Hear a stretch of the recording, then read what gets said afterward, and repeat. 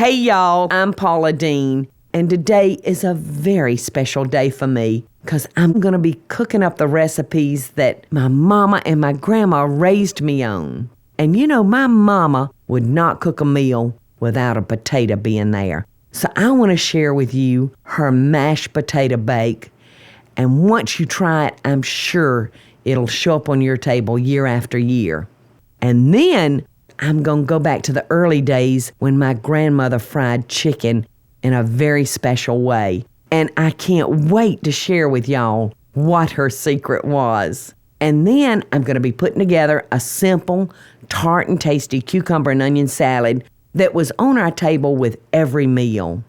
Well, maybe except breakfast.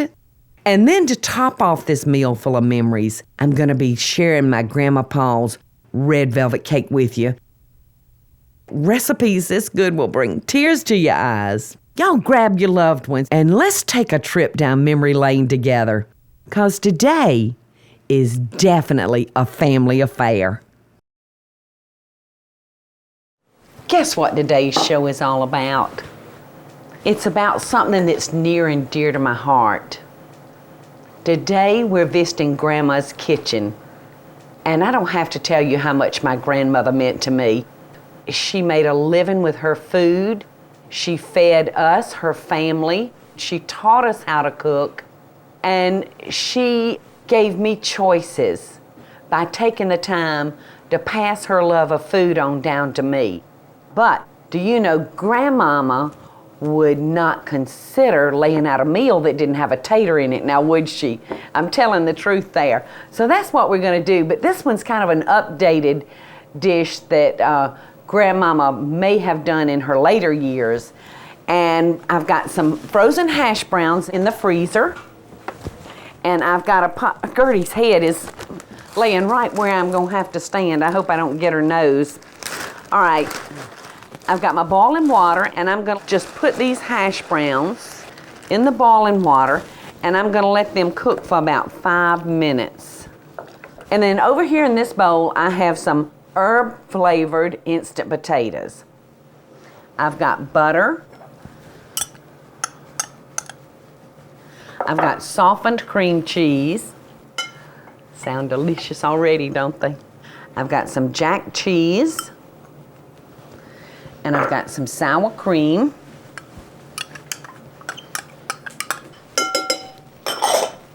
I've got some garlic salt. Potatoes are not good if they don't have the salt in them, so you want to make sure you season those up good. And while I'm waiting on those to heat up, I'm going to take our casserole dish with a little softened butter. I'm just going to wipe our dish down with it. All right. And I think those potatoes are ready. Now I'm just going to dump those in our colander because we want to make sure that we get all the water out of them. And I'm going to turn the eye back on. So I've turned this eye back on. Now what I'm going to do is throw those potatoes in there and just let that water that's in them evaporate. That'll help just absorb that water and pull that water out of it so it won't go into our casserole.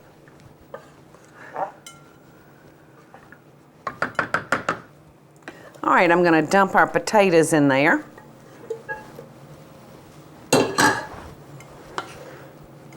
Okay, now I've got all those ingredients mixed together. All we have to do now is add a liquid to our potato dish. And I'm just going to use water. And I'm going to measure up 2 cups. Perfect. I'm just going to stir that in. All right, those looks real good. And I see that jack cheese kind of stringing in there. Now I'm going to just transfer these potatoes to our dish.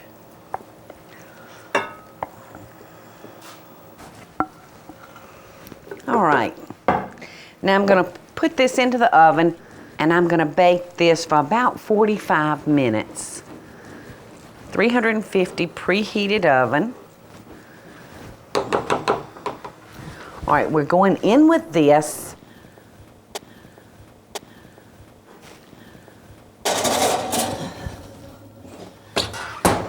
And when we come back, I'm gonna be frying up my Grandma Paul's fried chicken, so y'all don't go anywhere. I so hope y'all are enjoying the show. And if you do, be sure to click like, subscribe, and the notification bell so you'll never miss a video. And we'll be right back after the break. All right, let's check on our mashed potato bake. Now at this point, all we have to do is put our onion rings on top. And you'll want to be real careful that these don't burn. So all it needs is about 5 more minutes. And while those are cooking, let's come over here to the refrigerator and get out the chicken, because the recipes are just getting better and better and better as the show goes on.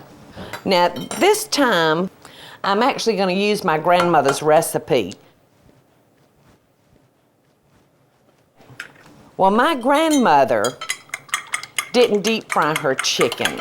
Grandma put the lid on her chicken after it started browning, and she would steam it. So I'm going to take our chicken and I'm going to roll it in the egg. And this has got lots of salt and pepper on it. So I'm going to throw it over here into the flour.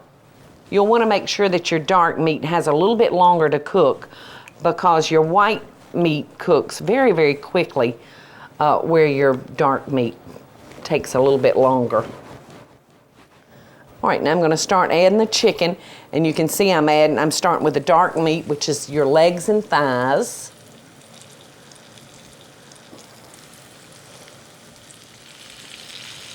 I've got to get the goop off my hands, y'all.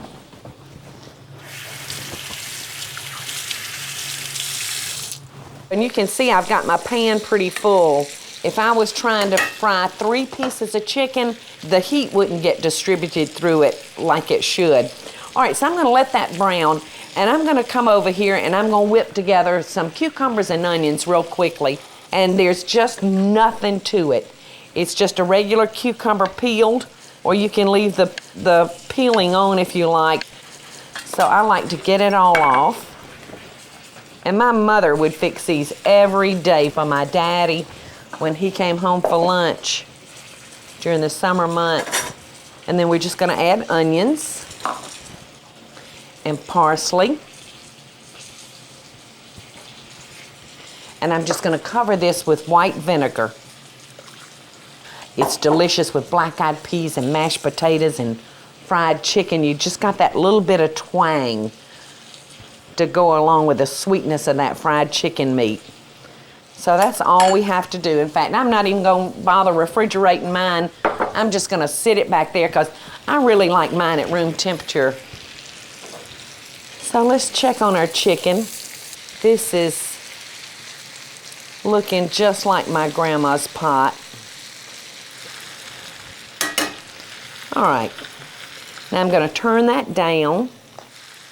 I'm just going to cover that chicken, cut it down, and let it steam. Oh, crap. Mashed potatoes. I forgot about them. Oh, but they're all right. They're all right. They're fine. Oh, that scared me.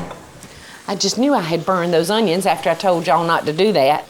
Okay, you can see how nice and soft that chicken looks. It's beautiful chicken. All right, and I'm going to drain it right here for a second. And there's nothing like fried chicken gravy. All right, so I'm going to need only about 2 or 3 tablespoons of oil. It really depends on how much gravy you want to make. Then we're just going to stir that flour up in our drippings from our chicken. We're just going to brown that off, and I'm going to add some salt. And you'll want to scrape your pan and get all those little pieces of chicken and gravy. All right, I think we're safe to add our water.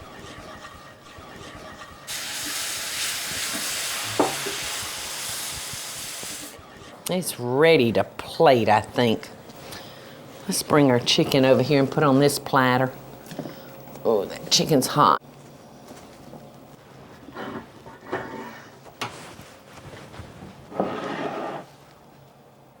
doesn't that gravy look good?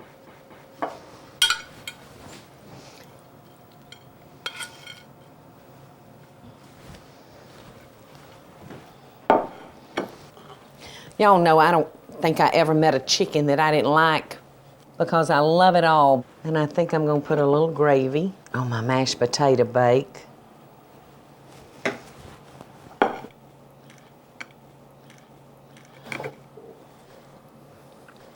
Look at those mashed potatoes and those onion rings in that gravy.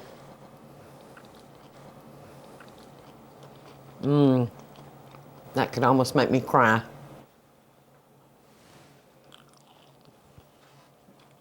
Just makes me think of, you know, family that I no longer have and miss today. But through their recipes and the things that they instilled in my heart, they're still with me today. So I'm gonna work on this plate, and when we come back, I'm gonna be making my Grandma Paul's red velvet cake to finish off this delicious meal. So y'all don't leave me. I hope y'all are enjoying the show, and I want to hear from you. Tell me what recipes or videos you'd like to see me make by just leaving a short comment below. Now, let's get back to the show, y'all. All right, y'all. I'm glad to see you came back. I'm putting on these gloves because I love my grandma's red velvet cake, but it calls for food coloring. So I'm gonna put these gloves on just to make sure I don't have red hands when I'm through. All right, we're gonna start with 2 sticks of softened butter and 2 cups of sugar. And we're just gonna beat these up until they're smooth, and then I'm gonna be adding 1 egg at the time.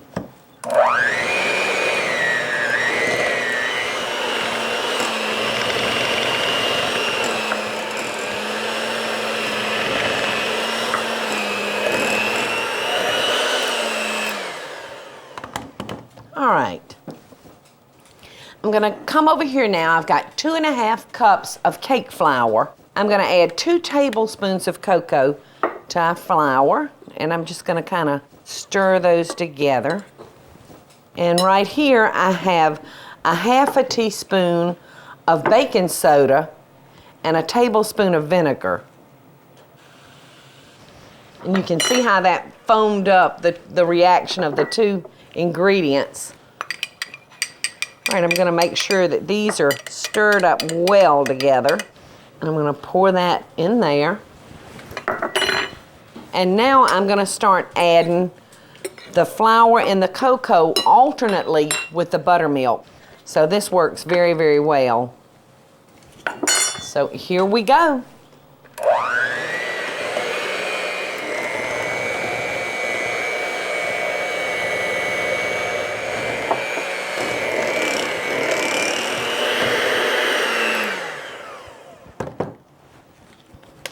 And the last bit of flour and cocoa.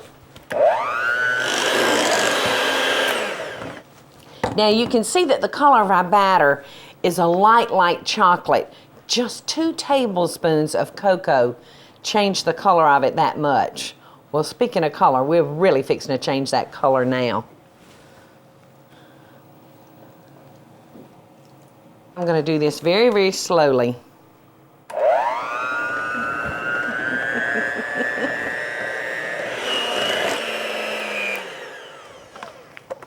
Okay, now we're ready to divide it up. Now I have found that I can do it more consistently if I use some type of measuring cup.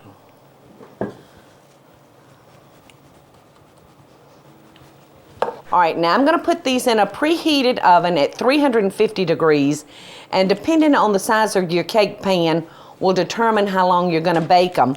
But you wanna bake them until the center, if you touch the center, it springs back, or until it's ever so slightly pulling away from the side of the pan. So I've got them all ready, and we're gonna put them in our oven. And you'll wanna make sure that your pans don't touch each other. You'll wanna give them plenty of room so that the heat can circulate around your pans. All right, well, while our cake's baking, I'm gonna make the icing. I've got a 1/8 ounce package of cream cheese that's softened and 1 stick of softened butter. And I'm just gonna cream these two things together.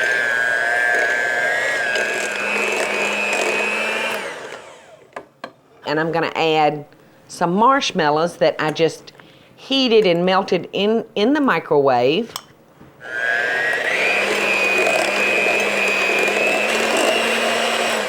All right, now I'm gonna add 1 16-ounce box of powdered sugar.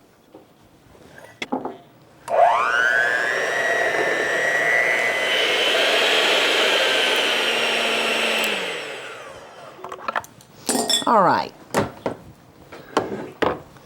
Now I'm gonna fold in a cup of sweetened shredded coconut and a cup of chopped pecans. This looks so yummy. All right, so we're ready to ice our cake now. And you'll want to make sure when you're making this cake and using this frosting that your cake is completely cooled. Because if you try to put this on a hot cake, it will melt the icing and you'll have a big mess. It'll go everywhere. So our cake is nice and cool. I've got my wax paper to keep our edges clean. Now I put a little dab of our frosting in the center of our cake plate because I don't want our cake to move around on us. So that will make him stick.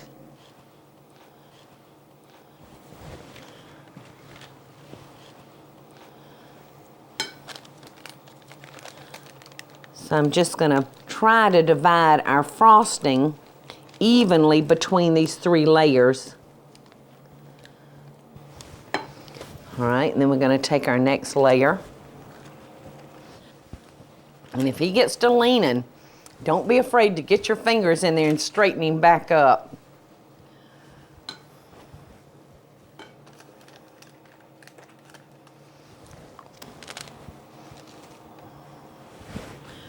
Okay, here we go.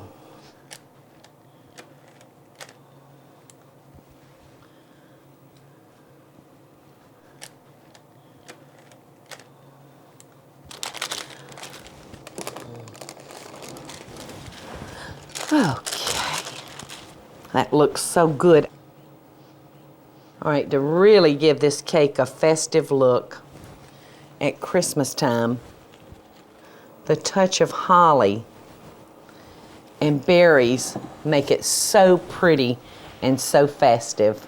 Not only is it beautiful, it tastes wonderful. And speaking of taste, I don't have time to taste this right now because I've got to clean this up and then I'm gonna be back with some tips. And I'm gonna taste this cake before this 30 minutes is up. So I'll see y'all in a few minutes. I so hope y'all are enjoying the show. And if you do, be sure to click like, subscribe, and the notification bell so you'll never miss a video. And we'll be right back after the break. Do y'all love scrapbooking as much as I do?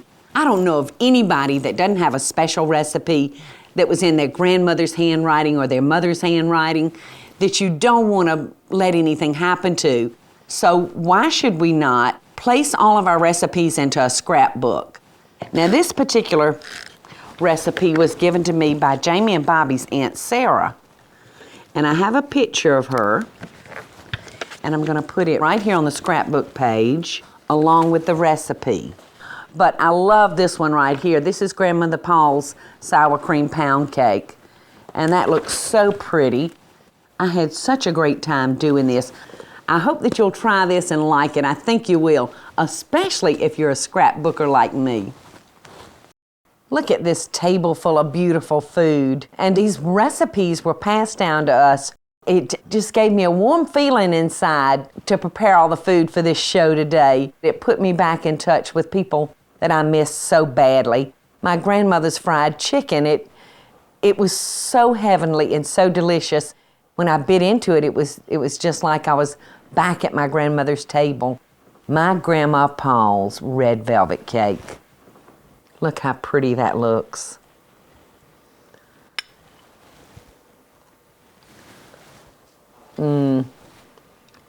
I was so lucky to have the parents and grandparents that I had. So I want to encourage y'all to go to your grandmothers and your mothers and ask them to teach you all that they know so that when they have to leave, the recipes don't have to go with them.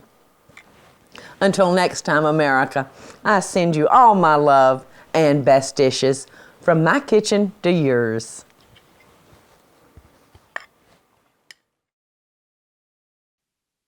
Hey y'all, it's Paula Deen. Now, if you enjoyed this video, be sure to like it and click the subscribe button as well as the notification bell to be alerted when I post a video. Love and best dishes, y'all.